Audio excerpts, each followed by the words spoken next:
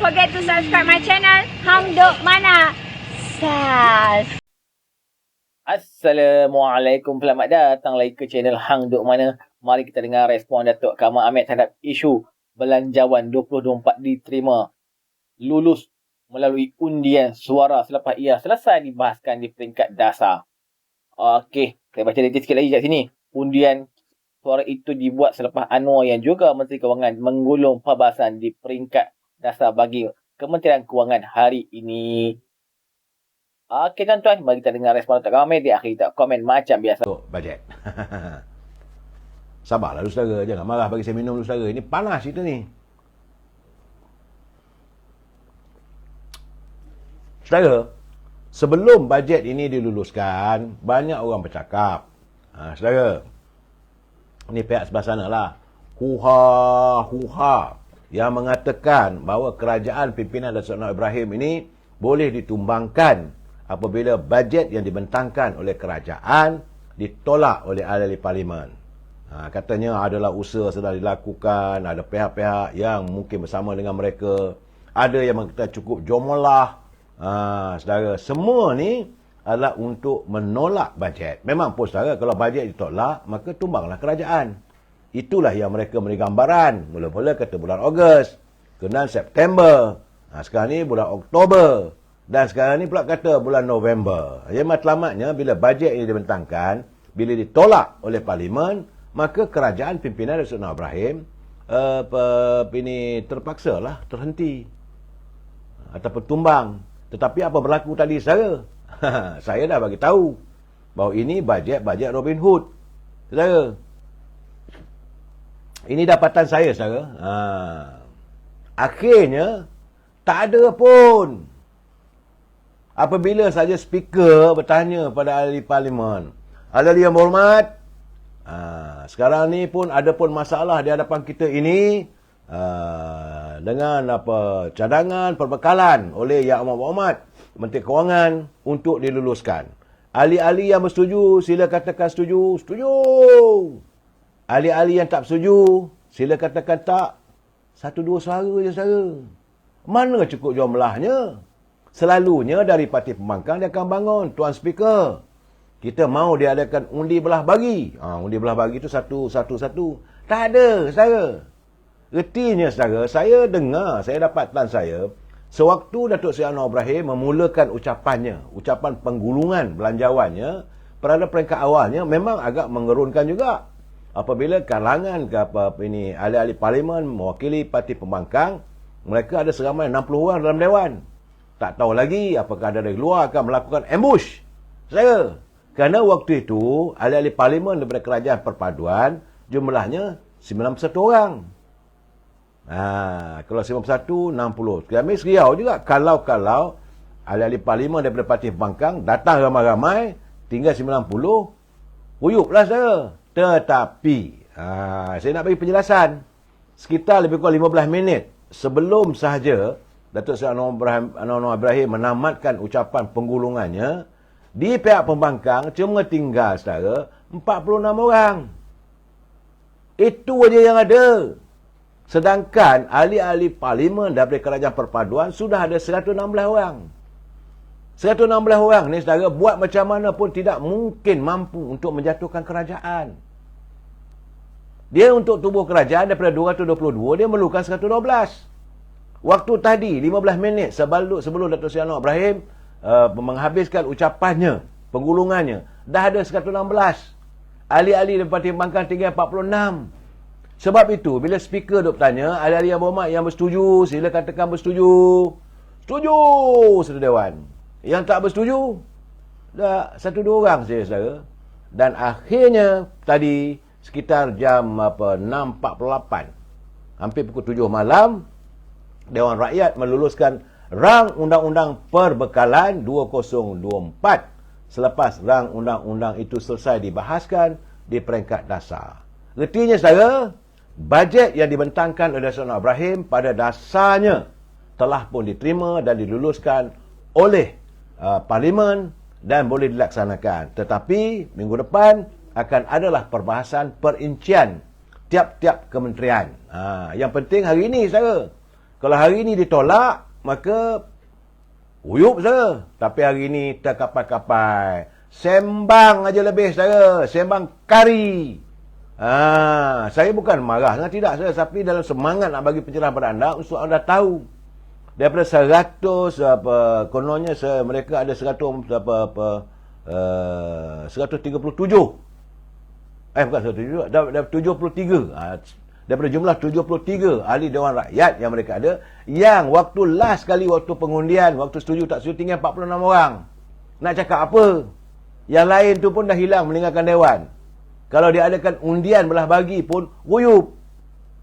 Itu kadang sedangkan di pihak kerajaan perpaduan sudah ada 116 orang. Itu saya katakan kebanyakan mereka ni sembang kari. Cakap saja bahawa Datuk Seri Anwar Ibrahim dia akan tumbang pada 2 November. Apabila bajet ditolak. Tak ada pun. Tapi bagaimanapun mulai minggu depan saudara, akan ada lah pula dalam peringkat jawatan kuasa, di mana perinciannya satu-satu kementerian itu akan dibedah dan disiasat dan diperincikan tentang bajet sebut saudara. Jadi keadaan begitu saudara. Kita melihat sepanjang perdebatan, perbahasan rang undang-undang perbekalan 2024 saudara, yang bermula pada 16 Oktober, sejumlah 85 ahli parlimen. 85 orang ahli parlimen telah pun mengambil bahagian, berucap dan beri pandangan dan sebagainya. Terdahulu sesi terakhir pengulungan peringkat dasar rang undang-undang perbekalan membabitkan 5 kementerian, itu Kementerian Pendidikan, Kementerian Pengangkutan, Kementerian Sumber Manusia, Kementerian Kesihatan dan Kementerian Kewangan. Saudara, rang undang-undang perbekalan 2024 merupakan belanjawan kedua di bawah pentadbiran Kerajaan Perpaduan. Ia dibahaskan di peringkat dasar telah pun disetujui dan disusuli dengan penggulungan selama 4 hari mulai 30 Oktober dan telah pun berakhir tadi apabila Datuk Seri Anwar Ibrahim menggulung ucapan bahannya. Artinya bajet sejumlah 393.8 bilion itu yang dibentangkan pada 13 Oktober lalu telah pun diluluskan oleh Parlimen saudara.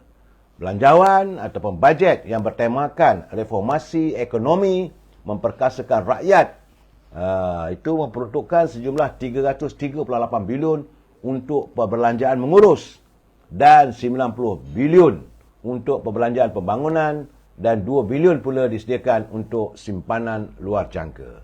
Saya kena ingat saya dah kata dulu, bajet ini ialah bajet ala Robin Hood, di mana pimpinan Datuk Seri Anwar Ibrahim cari duit daripada orang kaya bagi pada rakyat, untuk menangani derita rakyat.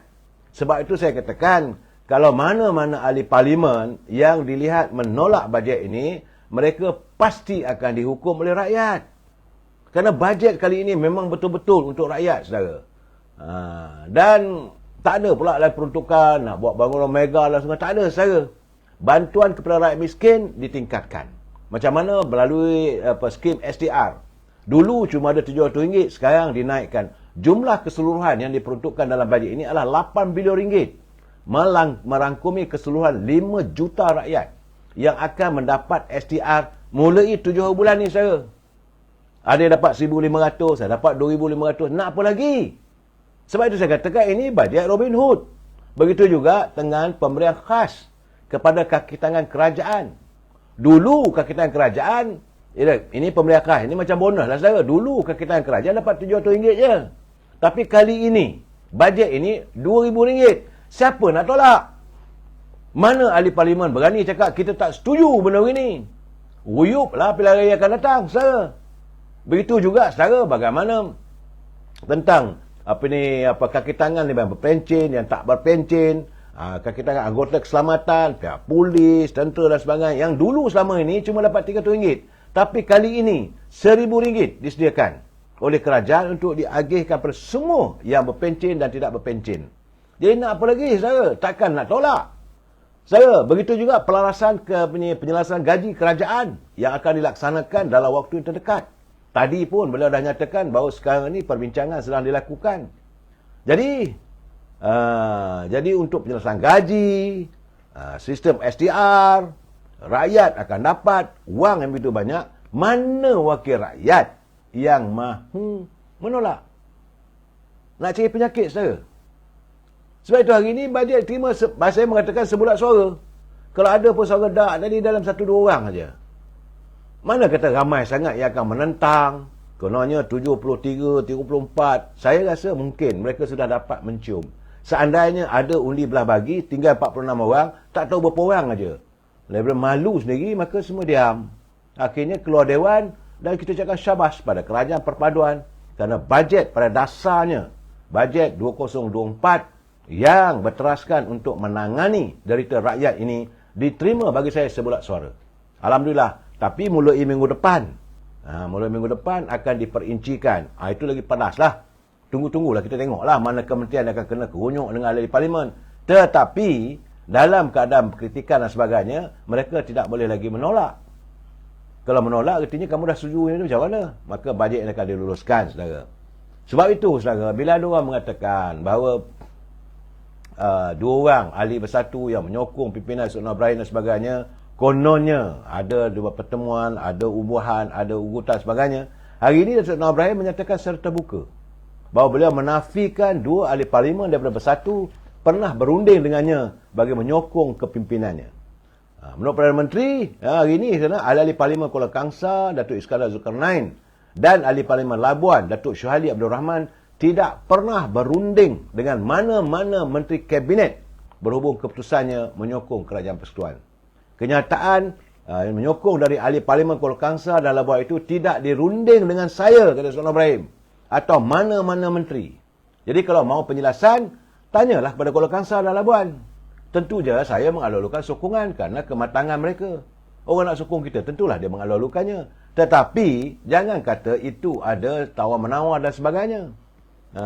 Tadi saya dengar Majlis Syed Saddiq bangkit persoalan mengenai adakah ada prosedur SOP yang jelas berkaitan persoalan tentang peruntukan pada ahli parlimen. Dan Sultan Ibrahim kata, dulu pun tak ada. Kenapa nak bising-bising sekarang?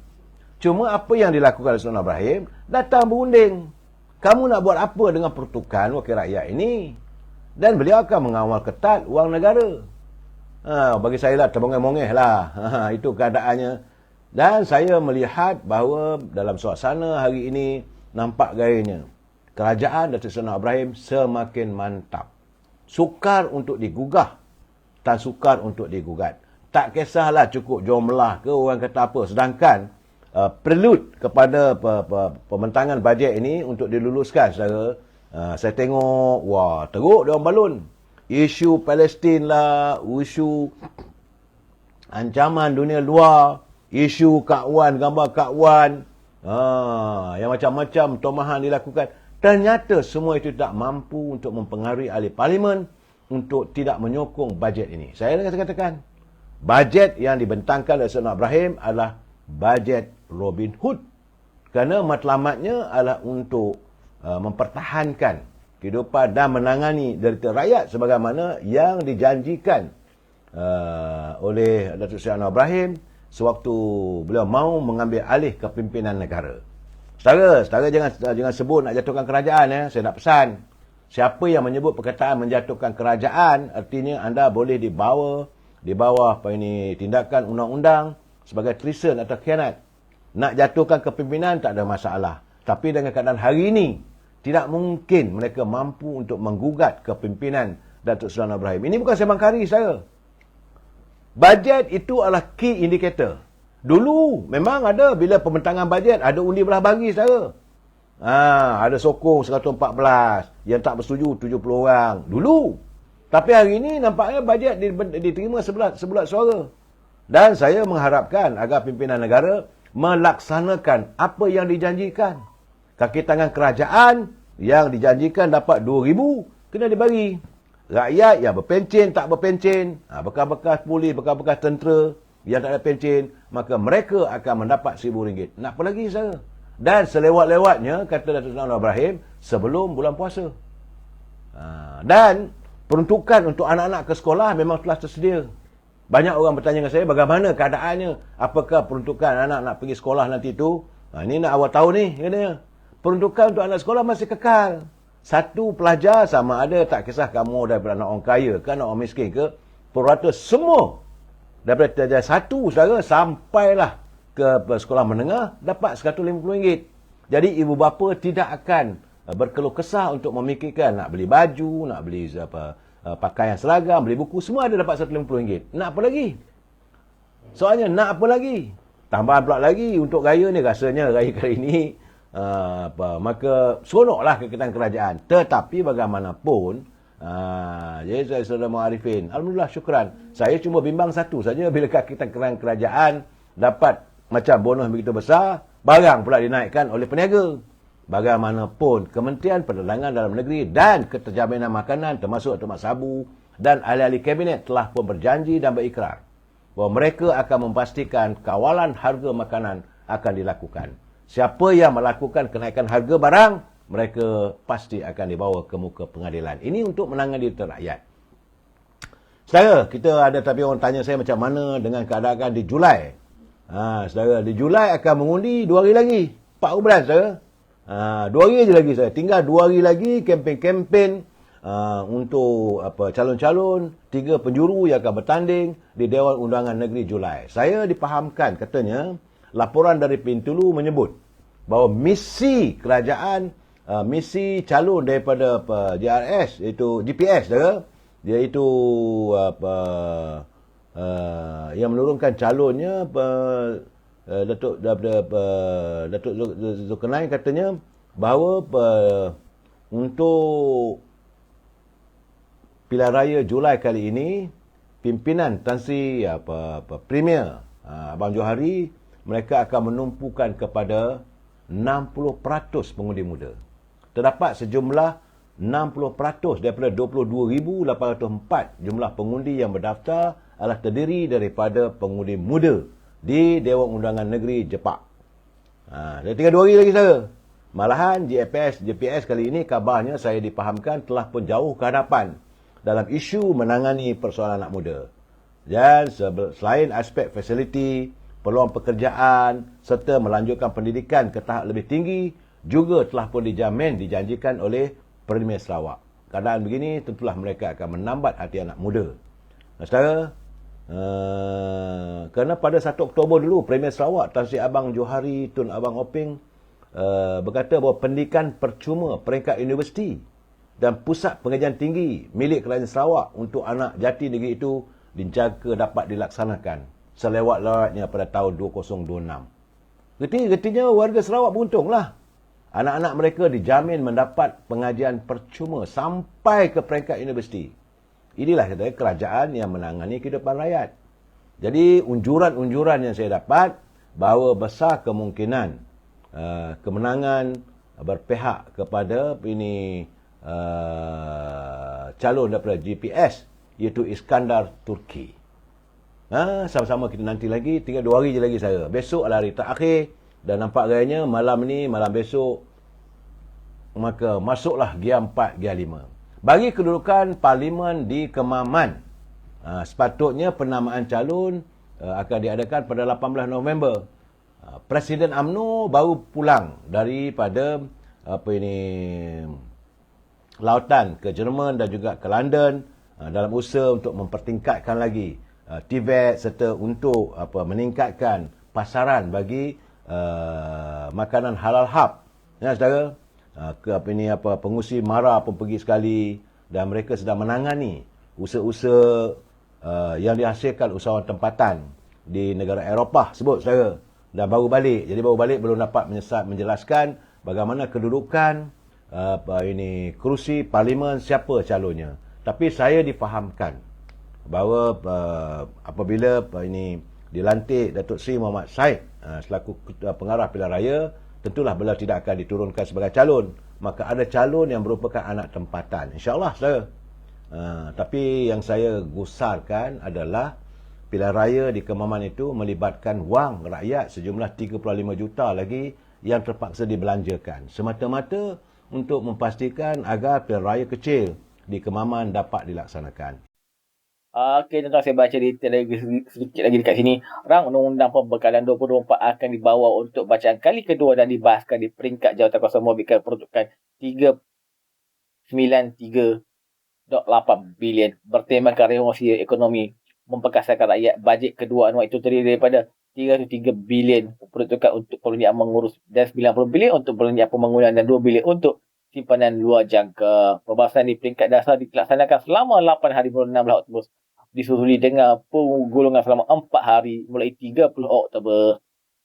Jika ia diluhkan di peringkat jawatankuasa nanti, bacaan ketiga akan dibuat di Dewan Rakyat sebelum dibawa ke Dewan Negara. Okey tuan-tuan, mari kita menyiarkan kajian perpaduan PMN Ibrahim. Assalamualaikum.